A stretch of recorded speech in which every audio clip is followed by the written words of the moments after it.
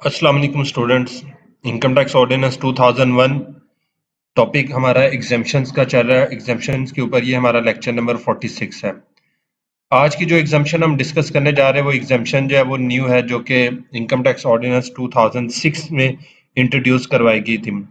ये अगर आपको याद हो तो 2006 में गालबन जो है वो ये जनरल परवेज मुशर्रफ की गवर्नमेंट थी। उस गवर्नमेंट के अंदर जो है वो रियल एस्टेट के बिजनेस को जो है वो मोटिवेट करने के लिए जो है वो इन एग्जाम्पशंस को इंट्रोड्यूस करवाया गया था। यह है income of real estate investment trust. Income of real estate investment trust. With effect from 1st July 2006, the income of real estate investment trust approved and authorized by the Securities and Exchange Commission of Pakistan will be exempt from tax. वो कहता है कि according to this कि वो ये कहता है कि जो भी आपकी जो real estate investment trust scheme है जिसको SECP securities and exchange commission of Pakistan जो है वो अथोराइज करेगी और वो उसके पास रजिस्टर्ड होगी और उसके पास लिस्टेड भी होगी, तो उसकी इनकम को जो है वो एग्जम्पशन मिल जाएगी। ठीक है जी, उसकी इनकम जो है वो एग्जम्प्ट होगी। अब ये जो एग्जम्पशन जो है वो इसको अवेलेबल होगी, वो एग्जम्पशन जो है वो किस वजह से होगी, उसकी वजह ये थी कि ये बेसिकली एग्जम्पशन ग्रांट की थी। This exemption has been granted to encourage the investment in construction sector by investor of average income group. ये बेसिकली एग्जम्पशन जो है वो इसलिए दी गई थी कि एवरेज इनकम वाले लोग भी जो है वो अपनी जो इन्वेस्टमेंट है वो बेसिकली इस प्रोजेक्ट के अंदर जो है वो लगाए, रियल एस्टेट के अंदर जो है वो कंस्ट्रक्शन के अंदर, ताकि जो है वो ये बिजनेस ग्रूम कर सके।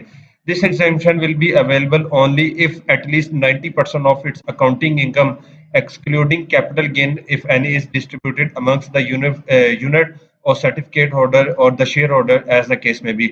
तो ये कहता है कि ये जो एग्जाम्पशन है, ये एग्जाम्पशन उस वर्ष में अवेलेबल होगी कि अगर आप 90% अपनी इनकम का जो है वो जितनी भी आपकी इनकम होगी अकाउंटिंग इनकम, अब अकाउंटिंग इनकम का जो है वो 90% से मुराद ये कि देखें जब आप trading profit and loss account बनाएंगे तो वो trading and profit and loss account बनाने से वो जो नेट प्रॉफिट आएगा, वो नेट प्रॉफिट जो है वो आप अपने रिजर्व्स जो है वो डिडक्ट करने के बाद जो बाकी अमाउंट बचेगी, देखें ना आपने आप लोग कंपनी फाइनल अकाउंट पढ़ते हैं तो कंपनी फाइनल अकाउंट में आप प्रॉफिट एंड लॉस अकाउंट और then profit and loss application account बनाते हैं। तो वो जो profit and loss application account बनाने के बाद जो प्रॉफिट होगा जो कि अवेलेबल फॉर शेयर होल्डर होगा, वो प्रॉफिट, उस प्रॉफिट का 90% आप जो है वो शेयर होल्डर्स को डिस्ट्रीब्यूट करें और 10% आप अपने रिजर्व जो है वो मेंटेन करें। तो इट मींस कि ये जो अकाउंटिंग प्रॉफिट से मुराद है, ये बेसिकली वो जो profit and loss application account जब आप बनाएंगे तो उसमें से आपने क्या करना है कि वहां पे जो आप इनकम लिखेंगे उस इनकम में से सिर्फ और सिर्फ 10% जो है वो आप अपने रिजर्व मेंटेन करें और बाकी जो 90% प्रॉफिट है वो सारा का सारा शेयर होल्डर में या जो सर्टिफिकेट होल्डर है या यूनिट होल्डर है उनको as a profit, as a dividend जो है वो क्या करें, डिस्ट्रीब्यूट करें।